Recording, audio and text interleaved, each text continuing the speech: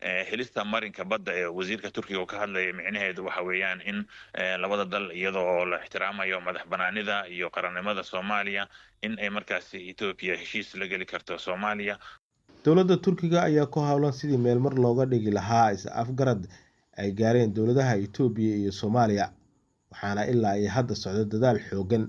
oo lagu wada hadalsiinayo Soomaaliya iyo Itoobiya kaasi oo ka socda gudaha dalka Turkiga. Waxa ugu badan ee la isku haya ayaa ah luqadda iyo ereyada loo adeegsanayo waxyaabaha ay ku heshiin doonaan waqtigan.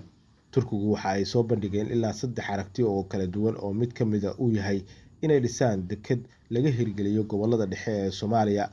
ee dhinaca badweynta Hindiya oo ay kadibna isticmaashay Itoobiya. Qiimaha ay ku isticmaalaysana uu la mid yahay kan dalka Djibouti, lahaanshihiisana ay leedahay Soomaaliya, canshuurtana ay qaadayso dowladda federaalk ee Soomaaliya, adeegana iyadoo